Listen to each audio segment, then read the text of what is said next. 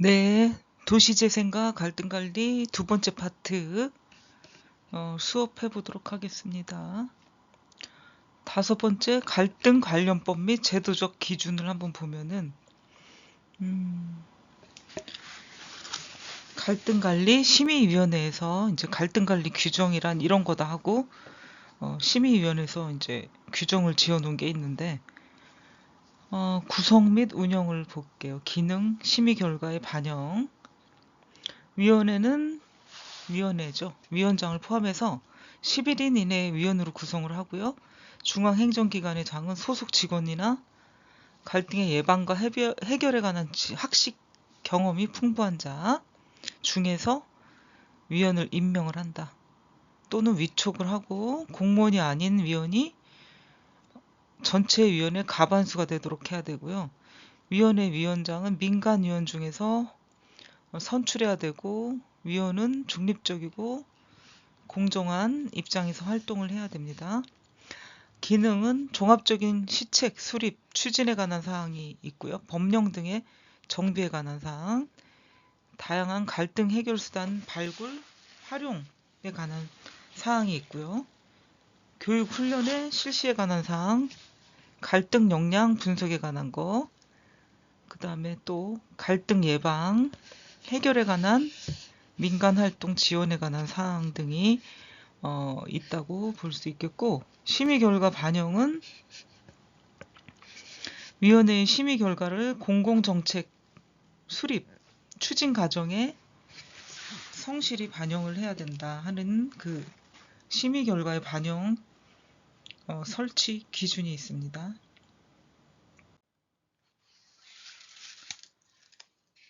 그리고 갈등관리 규정에서 예방 및 해결을 위한 구체적 논의 방법 두 가지가 있는데 참여적 의사결정 방법 활용을 해볼 수가 있고요. 갈등 조정 협의회가 있는데 갈등을 협의해서 조정을 받아서 할 수 있는 거죠. 그래서 참여적 의사결정 방법은 갈등 역량 분석에 대한 심의 결과 갈등의 예방 해결을 위해 가지고 이해관계인이나 일반 시민 전문가 이런 분들이 참여해서 의사결정 방법을 활용한다. 전문가들의 참여로 인해서 의사결정 방법을 활용하고요. 갈등조정협의회 중앙행정기관이 갈등 해결을 위해서 필요하다고 판단하면은 사안별로 갈등조정협의회를 설치를 합니다. 그래서 중앙행정기관, 이해관계인, 전문가 이런 사람들로 구성이 되고 갈등 해소 지원을 위해서 중립적인 의장을 선임을 하게 됩니다. 협의회 구성과 운영은 당사자 간 합의의 어떤 기본 규칙에 따르고요. 합의 결과문은 법령 등에 위배가 되지 않거나 중대한 공익을 침해하면 안 된다 하는 게 갈등조정협의회에서 이런 내용을 가지고 협의회의 의견을 따르게 되는 거죠.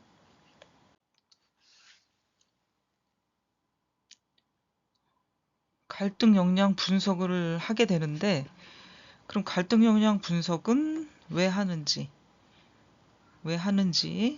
그 의미에 대해서 이제 얘기를 해볼 수가 있는데 공공 정책이나 사업을 추진할 때 이 공공 정책이라는 게 사회에 미치는 영향이 있게 되는데 그 영향으로 인한 사회에 미치는 어떤 영향적인 부분이 갈등의 요인이 될 수도 있고요.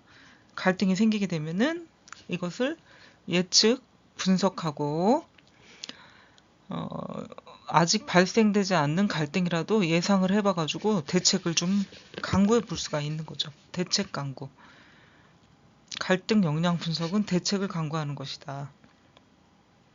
그리고 목적이라는 거는 갈등 예방 아니면 해결 방안을 찾는 것이고 이 갈등 역량 분석은 객관적인 데이터만 얻는 게 아니라 갈등 해결을 좀 돕고자 해서 공정한 제3자 또는 이해 당사자 이런 사람들에게 좀 더 다른 시각으로 문제를 바라보게 하는 계기를 마련해 주는 거죠. 갈등 역량 분석은 미국 CBI 등에 의해서 구체화됐다. 그쵸? 컨센스 빌딩 인스티튜라는 그 CBI 등에 의해 구체화가 됐다. 갈등 미국에서. 그 다음에 유사 용어로는 상황 분석, 갈등 분석, 이해관계자 분석, 쟁점 분석.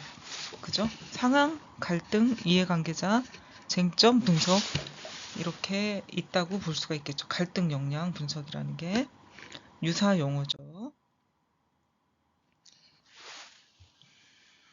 우리나라의 그 갈등 역량 분석은 법으로 2007년 만들어지는데 대통령령으로 만들어지게 되는 거죠. 이거는 이제 공공정책을 추진할 때 공공정책이라는 게 사회에 미치는 갈등 요인의 예측을 해보는 거죠. 미리 분석을 해서 예측을 미리 해보는 거. 예측 분석해서 예상되는 갈등에 대한 대책을 강구하는 것이다. 갈등 역량 분석이라는 뜻은 그렇다는 것이고요. 또한 그 갈등이 우려되는 정책이 있는데 아니면 사업 등 이런 것들이 있는데 사회적으로 영향을 미치는 그 얼마나 되는지 영향을 미치는 게 얼마나 되는지 확인을 해볼 필요가 있고 시기에 따라 갈등 예방 아니면 해결을 위한 객관적인 분석이 필요하다.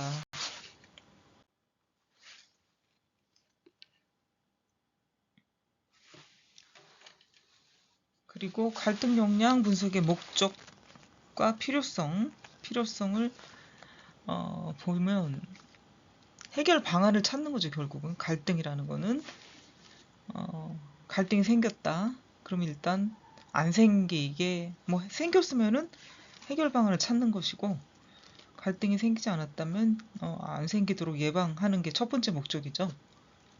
갈등 예방이 첫 번째 목적이다. 그런데 우리가 어떤 정책이나 방안을 내놓게 되면 공공정책 방안이나 규제를 내놓게 되면은 예상되는 갈등을 생각해 볼 수가 있죠. 어떤 갈등이 생길지 예상을 해볼 수가 있잖아요. 그래서 현재 진행 중인 갈등을 보다 좋은 방향으로 이끌어내기 위해서 고민을 하게 되고요. 이런 갈등 역량 분석의 역할이 그렇죠. 그래서 이 갈등 역량 분석을 행하는 그 시점에 어떤 갈등 상황이 생기면 종합적이며 객관적인 평가서를 만들 수가 있는 거고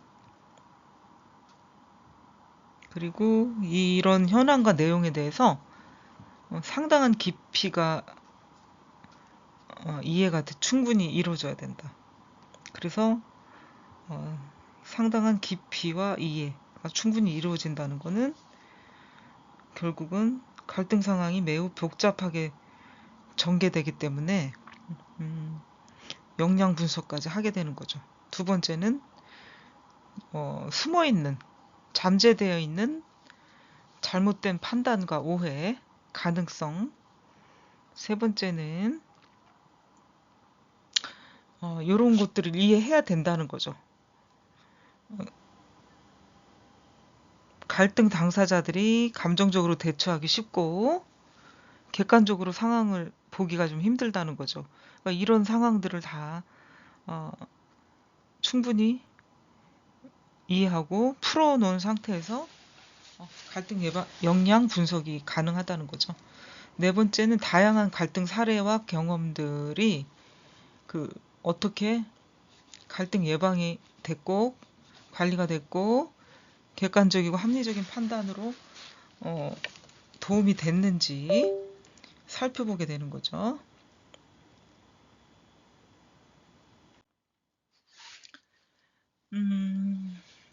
그래서 이제 갈등 역량 분석은 이렇게 해야 되는 것이고 이번에는 그 갈등 역량 분석과 법 제도적 근거를 보면은 추진 여부 결정 단계가 있고요.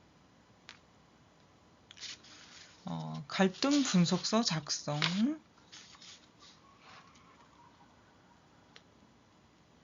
그 다음에 공람 및 수정 단계, 심의 단계, 갈등 해결 방안,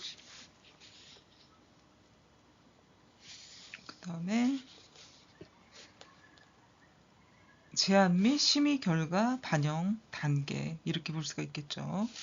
네, 그래서 갈등 역량 분석 작성은 절차와 법적 근거에 의해서 이렇게 분석을 하면 됩니다. 법 제도 근거에 의해서. 갈등 역량 분석 작성, 계획 사업 단계에 따른 갈등 역량 분석의 내용을 보면은 갈등이 발생했냐 아니면 안 했냐, 이미 갈등이 발생했냐, 갈등이 발생하지 않았느냐. 그러면 첫 번째는 갈등이 발생하지 않았을 경우를 볼게요. 그럼 이게 발생을 안 했다는 건 아직 일어날 수도 있고 일어나지 않을 수도 있는데 예방을 하는 게 그럼 가장 중요하겠죠. 그러니까 예비적 갈등 역량 분석을 통해서 갈등 발생 가능성을 예상을 해보고요. 환경적 역량, 종교시설, 이런 가치 차원의 이해관계자에 대한 의견을 좀 수렴해 볼 필요가 있는 거죠. 그리고 분석에서 제안된 해결 방안을 가지고 예방이 필요하다고 판단이 되면은 관련 부서하고 함께 문제 해결을 모색해 볼 수가 있고요. 또 설계를 했다. 갈등이 발생하지 않게 설계를 했다. 그러면 이 설계 과정에서 구체적인 역량 범위가 나타나고 실질적으로 이해관계자가 이제 드러나게 되는 거죠. 그래서 이해 당사자를 대상으로 조사를 하고 이것을 적극적으로 갈등 역량 분석서에 반영을 하게 됩니다. 그리고 해당 부서는 갈등 역량 분석서를 작성 아니면 3자에게 의뢰를 해볼 수가 있고요. 구체적인 예방법 및 해결 방안을 마련해야 된다. 그러므로 갈등 역량 분석 결과나 합의가 필요한 경우에 이해 당사자가 협의체가 되는 거를 구성을 해야 되고 자발적인 논의가 되도록 합의에 도출을 시켜야 된다고 합니다. 그러니까 이 설계 이후에 노력을 해야 되는 부분들이 있겠죠. 갈등 해소를 위해서 노력을 해야 될 부분이 생기게 되는 거죠. 이미 갈등이 발생한 경우를 보도록 하겠습니다. 해결 목적의 갈등 역량 분석, 해결 목적을 위해서 갈등의 역량 분석을 한다. 그럼 갈등의 원인이 뭐고, 구조가 뭐고, 전개되는 과정, 그 다음에 성격은 어떻고, 이해관계자 및 관계 등의 파악을 해볼 필요가 있는 거죠. 이해관계자하고 관계 등 파악을 해볼 필요가 있고, 갈등 해결 방안 제안,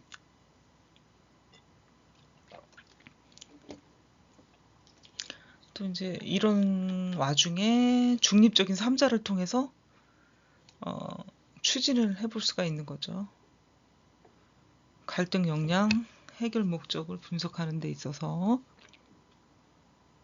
사후관리 차원의 역량 분석은 사업이 장기화되어 가지고 커뮤니티가 진행이 잘 되지 않을 때 관련 부처는 이에 따른 지속적인 사후관리가 필요하다고 느끼고 분석을 해볼 필요가 있고요. 사후관리를 위해 가지고 주민 간에 어떤 갈등이 있는지 갈등 상황을 파악하고요. 이것을 갈등을 회복하는 방안을 제안해 볼 필요가 있는 거고요. 해결 방법을 어떻게 운영할 것인가? 방법 운영. 의견 대립으로 당사자 간의 갈등 해결이 어려운 경우에는 제3자가 개입을 해가지고 이 분쟁을 해결해주는 방식을 선택해야 되겠고요. 갈등 관리 전담 부서의 어떤 행정적 지원이 필요하죠. 실무 부서 차원의 협의체가 참여를 하는 것도 필수 상황이 되겠고요. 예, 그래서 갈등이 이미 발생한 경우에 갈등을 해결할 방법을 찾아야 되겠죠. 예, 그 세 가지 방법들 여러분들과 표로 봤고요. 다음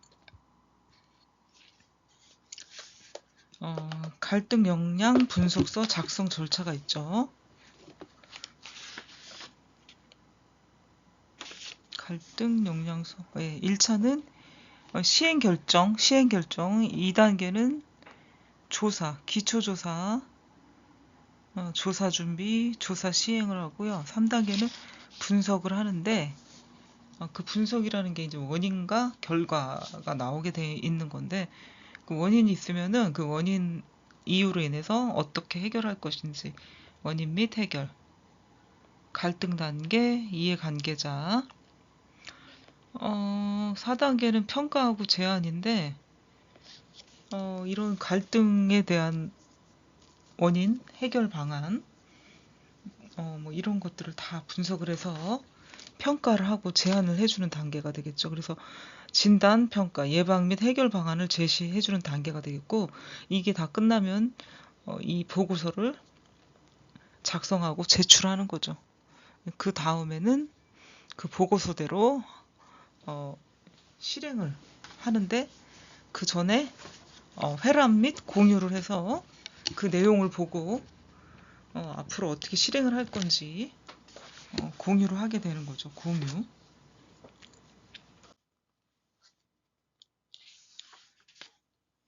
결국에는 갈등 관리가 왜 필요한가, 갈등 관리가 왜 필요한가를 우리는 알아야 되죠. 갈등 관리가 왜 필요한가. 이것은 이제 어느 사회에서나 갈등이라는 건 있을 수가 있는데, 일어날 수 있는 현상이다. 이것을 어떻게 해결하느냐가 관건이 되겠죠.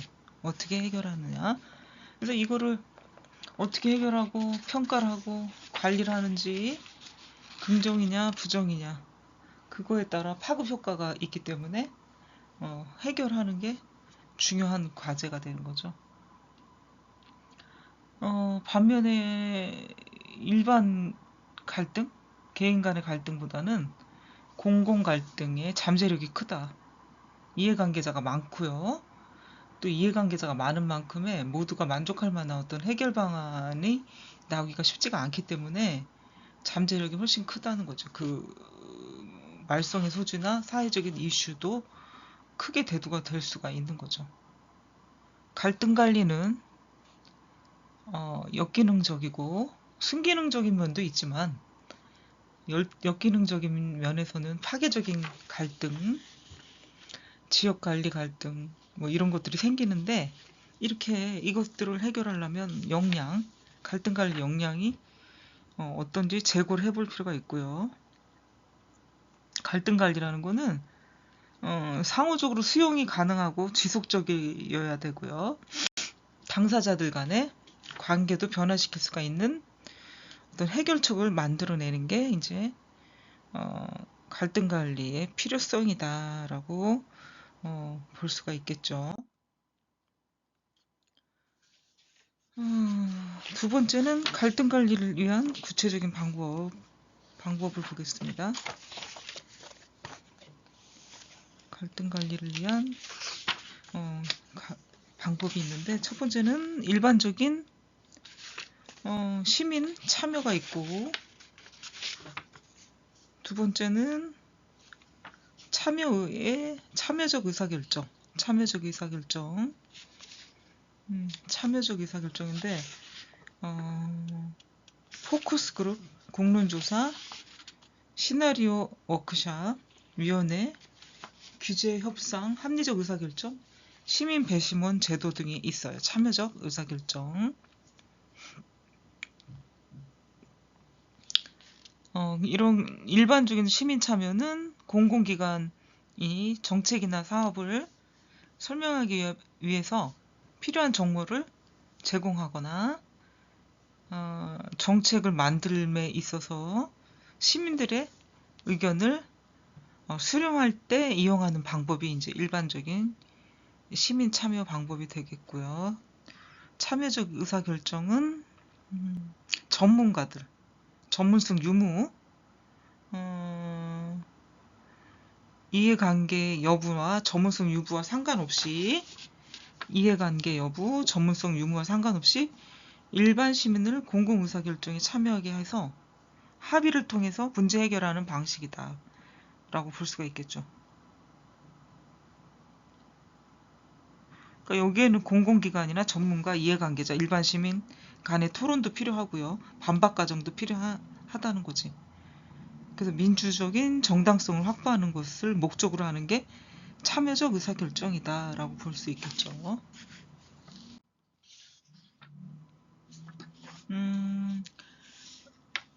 이제 갈등 관리와 대안적 분쟁 해결 보시면은 대안적 분쟁 해결이 있어요. 대안적 분쟁 해결은 조정과 중재로 나눌 수가 있죠. 조정과 중재. 이거는 이제 갈등 조정 협의회나 그 협의회를 통해서 조정 과정 협의문 작성을 하는 게 조정이 되겠죠. 조정. 갈등 조정 협의회. 중재를 한번 보도록 할게요. 중재. 이걸 재판을 하지 않고 중재인의 판정에 의해서 해결하는 절차가 중재가 되겠죠. 그래서 중재의 특징으로는 중재 합의, 단심제, 그리고 신속한 어떤 분쟁 해결, 재판으로 가지 않기 때문에 중재 판정, 이것은 필요한 경우에 하고 중간 판정 및 일부 판정으로 할 수 있고요. 당사자 간에 별도 합의가 없는 한 심리가 종결된 날로부터 30일 이내에 판정을 해야 됩니다. 그리고 중재 판정은 3인 이상이 중재인으로 구성이 돼야 되고, 중재 판정의 경우에 중재인 과반수 찬성으로 판정을 내립니다. 중재 판정일 경우에는 중재인 과반수의 찬성으로 판정을 내린다.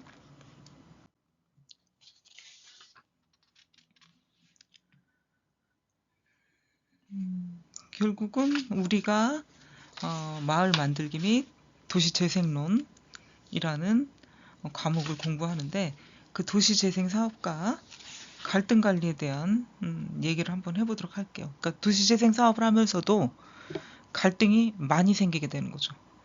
공공기관과 시민들 간, 아니 NGO 단체 많죠. 예. 이해관계 당사자들이 너무 많다 보니까 갈등이 생기게 될 수밖에 없는데, 도시 및 주거환경정비법, 이 추진 과정에서 주민과 사업 시행자, 구청, 시청, 이런 여러 관계들 간에 많은 갈등을 겪게 되고요. 이런 갈등으로 사업 진행이 어렵게 된다. 사업들이 오랜 기간 방치가 되기도 하고요. 주택, 재개발 및 재건축, 밀집 지역에서 계획 없이 이루어져 가지고 도시 공간의 또 하나의 어떤 난개발로 개발이 이루어지면서 비판이 일기도 하고, 2000년대 이후에 뉴타운 사업을 여기저기 발표를 하게 되는데, 여기 이런 것 때문에 또 도시재정비 촉진을 위해 가지고 특별법을 제정하게 되죠. 2002년 도시재정, 그러니까 도촉법이라고 하죠. 도생법과 어, 도정법과 도촉법 두 개가 이제 가지고 있는데 도촉법은 뉴타운, 도정법은 재개발 재건축이라고 이제 크게 나눠볼 수가 있겠죠.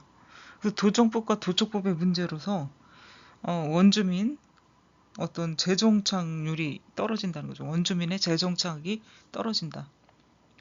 그리고 주민주도의 개발이나 사업 방식 개선으로 이제 도시 재생화 활성 및 지원에 관한 특별법이 또 제정이 됐죠. 2013년에. 그러니까 법은 계속 제정되고 만들어지는데 현실에 실효성이 있는지 걸림돌이 되는지 그걸 판단을 해서 없앨 거 없애고 만들 거 만들면 좋겠는데 자꾸 만들기만 한다면 이게 현실에서 잘 활용이 되고 있는지를 한번 제정자들은 판단해 봐야겠죠. 법을 제정하시는 분들은 판단을 해봐야 된다. 그러면 여기서 도정법과 도촉법의 어떤 차이점을 한번 보도록 할게요. 도시 및 주거환경 정비법이 이제 줄여서 도정법이다. 이것은 재개발, 재건축, 도시환경 정비 사업에서 도시 및 주거환경 정비법의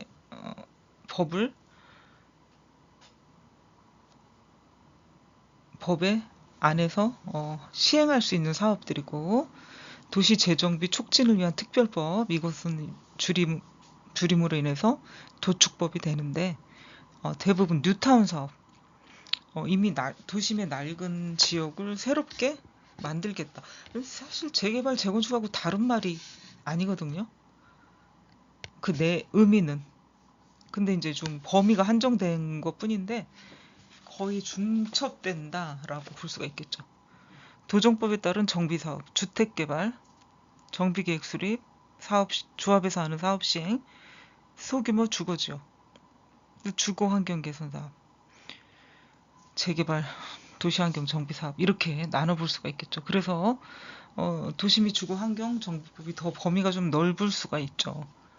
기반시설, 열악한데 노후시설, 공공사업의 성격을 띠고 도시환경 정비사업은 도시정비형 재개발인데 상공업지역, 상권, 도시환경 개선 뭐 이런 거 다 포함이 되는데 어차피 이 도시 및 주거환경 정비법이나 도시 재정비 촉진을 위한 특별법이나 도시이기 때문에 도시에서 일어나는 그 노후화되고 낙후된 지역, 뭐 상공업지역, 주거지역, 기반시설 다 그 해당이 되는 것처럼 저는 느껴지는데 아무튼 다르다고 하니 제정을 했겠죠. 법이 내용이.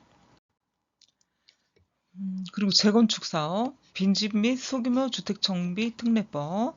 그래서 소규모 재건축 사업을 하고요. 가로주택 정비 사업. 3층짜리 빌라였던 게 7층 아파트로 된다. 뭐 이렇게 하는 게 이제 가로주택 정비 사업이다.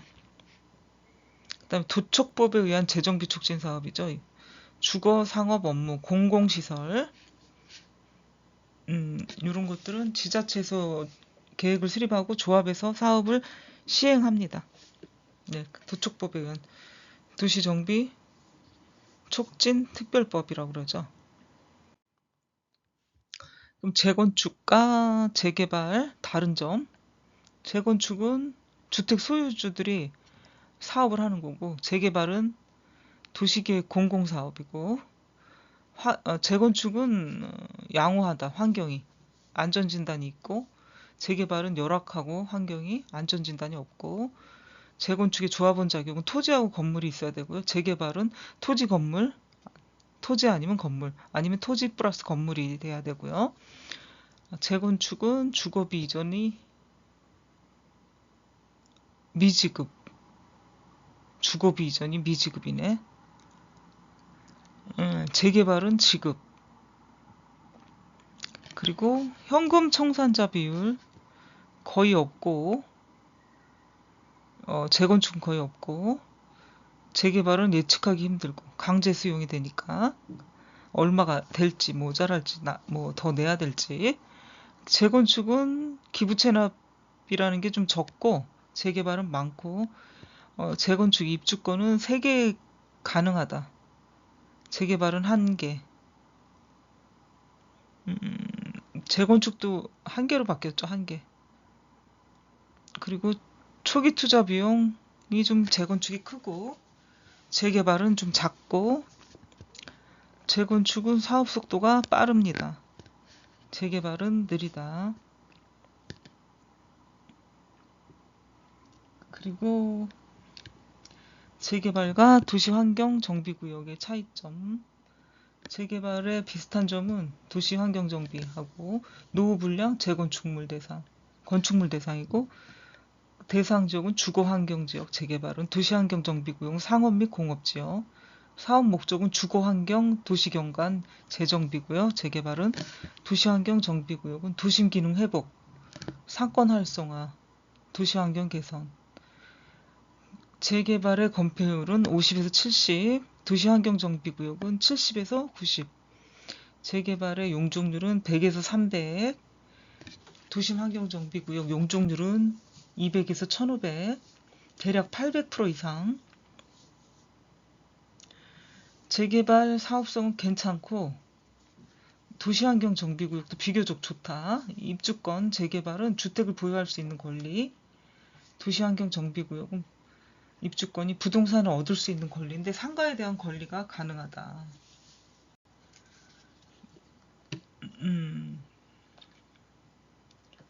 이렇게 비교를 해볼 수가 있죠. 그리고 도시재생 사업을 할 때 갈등이 생기는데 이 갈등 관리를 하다 보니까 갈등 구조가 어떻게 됐고 유형이 어떤가 한번 볼게요. 다양한 이해와 가치와 충돌. 그 도시재생 사업을 하려다 보면 지금 딱 달랑 이해 당사자들이 뭐 단 둘, 단 셋 이렇게 되는 게 아니죠. 뭐 여러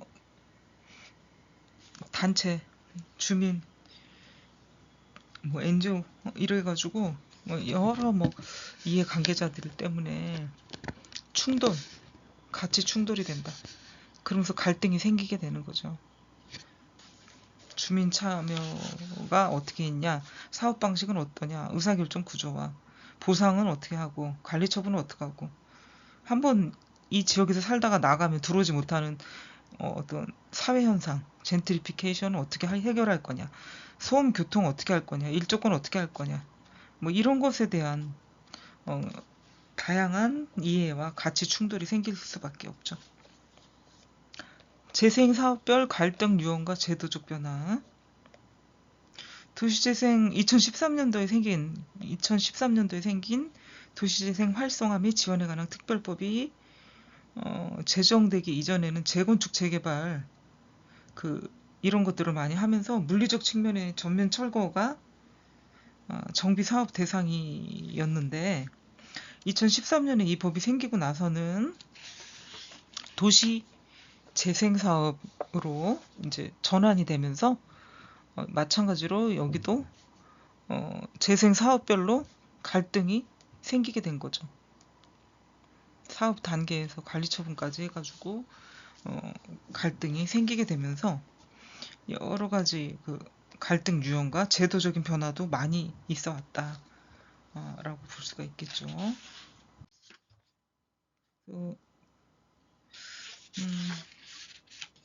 갈등에 관한 얘기를 하면서 이제 인천 도시 재생 사업에 관한 사업을 하면서 갈등이 생긴 사례가 있죠. 갈등이 생긴 사례가 있다.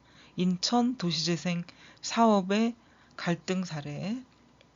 인천 송림 도시재생 사업을 하게 됐는데 일조권에 관해서 갈등이 생기게 되죠. 일조권이라는 거는 우리가 일정 시간 동안 이상 햇볕을 쬐을 수 있는, 햇볕을 볼 수 있는 권리인데 이것은 헌법에 나와 있는 거죠. 헌법에 나와 있기 때문에 법으로서 규정돼 있기 때문에 일조권이 방해가 된다? 그러면 이것도 심각한 문제가 되는 거죠. 그럼 사업이 어떤 사업인가 한번 볼게요. 대지 위치가 인천광역시 동구 송림동 185번지, 대지 면적은 73,629제곱미터, 12개 동 지하 4층, 지상 48층, 2562세대, 원주민은 390세대, 일부네요, 일부. 한 8분의 1 정도? 아니, 7분의 1 정도 되네. 원주민이 390세대, 공공지원 민간 임대주택 2005세대, 영구임대 80세대, 공공임대 83세대. 건설사는 대우건설이고요. 21평, 36평, 41, 59. 59B, 70, 84, 84B 이렇게 해가지고 골고루 평형을 배치해 놓고 영구임대, 공공임대, 공공지원 민간임대, 원주민들 이렇게 해가지고 다양하게 만들어 놨는데 일조권에 문제가 생기게 된 거죠. 그러니까 주거환경정비사업법에 따라서 주거환경 개선 사업으로 이게 인천도시공사가 정부 구역을 지정받아서 사업을 추진했는데 2008년도에 금융위기가 생기면서 계속 재정 악화로 이 사업이 계속 중단이 됐어요. 한 번이 아니고 뭐 여러 번 중단이 됐다고 볼 수가 있겠죠. 그래서 사업성 개선이 필요했고 사업비 조달을 위해서 사업 방식을 뉴스테이 사업으로 변경을 했고 또 2016년 1월에는 동구 주민 IH 인천도시공사죠. 사자 간의 뉴스테이 사업 협약을 체결을 하면서 사업이 이제 시작이 된 거죠. 2019년 1월 원주민이 이주를 하고 2009년이죠. 2019년 11년 만에 공사를 착공했고 2020년에 7월 공사가 또 중단돼. 일조권 갈등으로요. 그러니까 이게 착공을 했는데 우여곡절 끝에 우리가 서브프라임 모기지 사태 때부터 금융위기 때부터 이게 추진하던 게 안 돼가지고 2019년에 착공을 했는데 그 옆에 있는 설빈마을 주공 1차 아파트 입주민들이 일조권에 방해가 된다. 일조권의 갈등으로 2020년 7월 공사가 중단이 됐다는 거지. 이게 이제 도시 재생의 어떤 갈등인데 일조권과 관련된 갈등이다.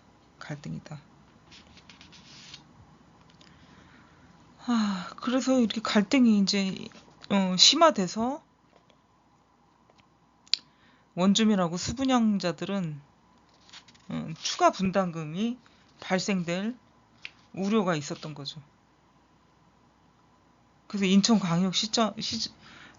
인천광역시장에게 소송 중재 요청을 하기도 하고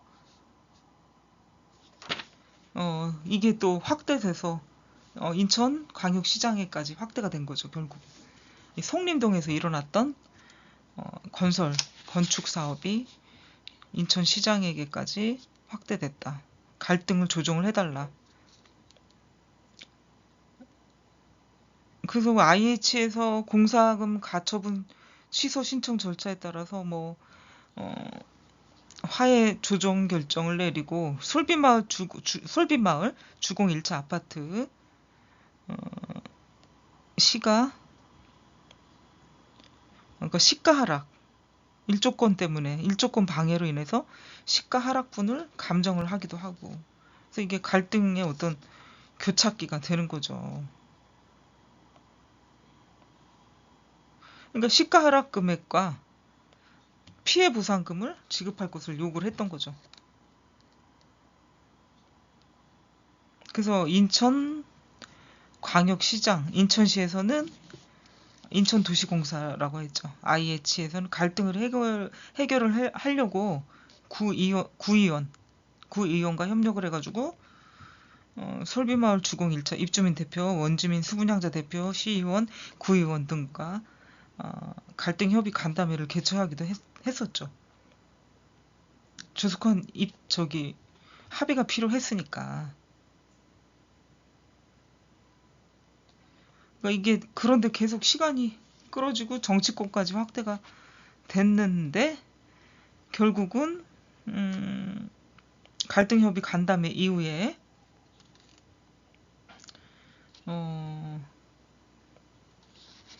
조속하게 갈등 해결을 촉구하는 민원이 자꾸 들어오니까 결국은 하락분, 가치 하락분, 솔빛마을 가치 하락분 상당의 금액과 위로금, 피해 보상금을 제시를 했는데 여기서 이제 2020년 11월 주민 설명회를 통해서 그동안의 갈등 가정과 IH의 합의안을 설명을 했고 여기서 솔빛마을 주공 1차 입주민들은 IH 인천도시공사와 조정된 합의안을 수용을 했던 것이죠. 예, 그러면서 굉장히 우여곡절 끝에 아파트를 이제 건설하게 된 거죠. 예, 이런 갈등, 도시재생 갈등들이 만만치 않다. 이렇게 볼 수가 있으니까 이걸 어떻게 중재를 해서 빨리 마무리하는 게 관건이다라고 볼 수가 있겠죠. 인천 도시재생 사업 갈등 사례가 이제 이 송림 도시재생 사업 1조권 갈등인데 솔빛 1차 아파트 솔빛 1차 아파트 주공 1차 아파트의 입주민들 간의 갈등이었잖아요. 그래서 1조권 침해가 문제가 됐고 피해 대책 소송, 피해 보상, 의견 수렴, 갈등 해소 뭐 이렇게 해가지고 이해 관계자들이 다 참여해서 중간에 갈등을 해소하려고 노력을 했던 거죠.